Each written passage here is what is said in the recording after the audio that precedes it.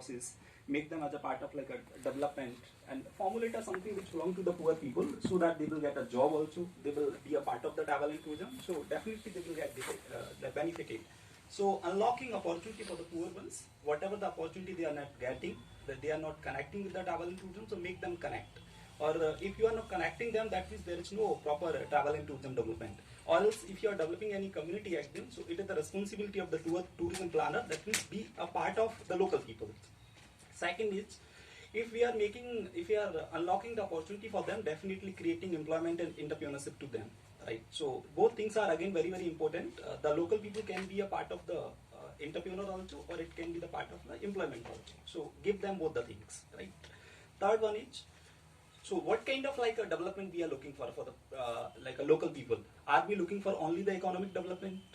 So only they will get money? No, we are not looking for that. When we are talking about the sustainability, definitely it means we include everything. What we include everything? Economic development for them, social development, cultural and environmental development. So overall development we are looking for the local peoples.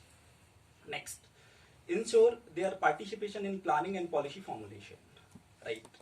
What we are like discussed earlier, actually whatever the policy we have developed only like without discussing, without doing the research and development of the local people. So it is a responsibility of as a tourism planner. So first that means discuss with the local people, or else make them as a part of the planning and policy formulation. Whenever we are making any kind of policy, are they like it is feasible for them? Are they really benefiting with the travel and tourism policy we are formulating for the local people or not? So take them, ensure their active participation in the tourism policy formulation for the local people. Those are participating in them. Next, definitely when we are implementing any policy, they have many kind of issues. So address the negative impact of tourism, right? Many we have a negative impact also along with the positive, like a leakage effect, which is related to the economy. The economy, that means is there any leakage in the economy, or directly they are getting all kind of money? So address the leakage effect issue. Second was the demonstration effect issue. Like whenever we have seen many like things which are related to the demonstration effect, we are copying the like people in a negative way. So that is known as the demonstration effect. Actually people are copying, like people are doing the smoking, very small places. People are doing like a drug abuse, or other places they are copying the Western culture also. So that is the demonstration effect. Cultural commodification. Everyone want that our culture is that is the like bigger than others. We have a good value than others. So like instead of cultural commodification, we need to focus on the like acculturation. Acculturation, that means we get mingle with the people and learn to the other cultures. So which is the cultural commodification and social disruption. So these all are the issue has to be addressed when we are planning tourism development in a sustainable way. So sustainability and proper tourism, that is the one core component of my paper. So how to make it happen? Many government are doing work on it. Even the UN, United Nations World Tourism Organization, also working on it. So how to make it happen? So we have a few like a project which are working. So first is STEP, Sustainable Tourism Eradication of the Poverty. So this is the main concept we are implementing it. With the help of this, actually, whatever the poverty actually, so that means all the development which I talked about, actually, the development has to be addressed with the help of STEP, Sustainable Tourism Eradication Policy. The program was launched by the UN in 2006. Since then, it is working actually in the same way.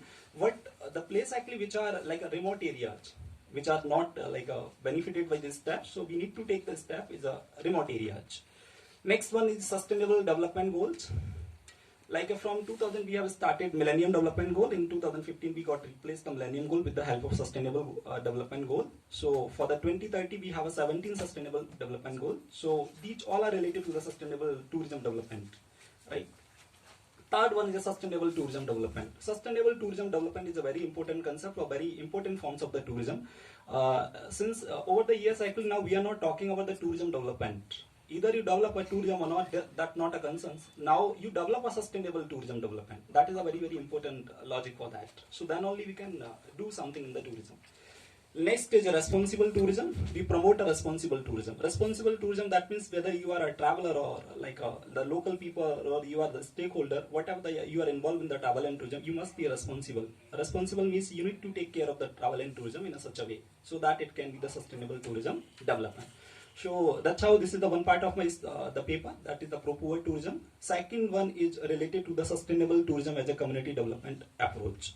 So if we make the people responsible, if we make the people, local people as a pro-poor friendly, that is the sustainable with the help of sustainable development, So second point, of course, we go with the sustainable tourism as a community development approach. We can develop the community with the help of tourism or with the help of sustainable tourism development.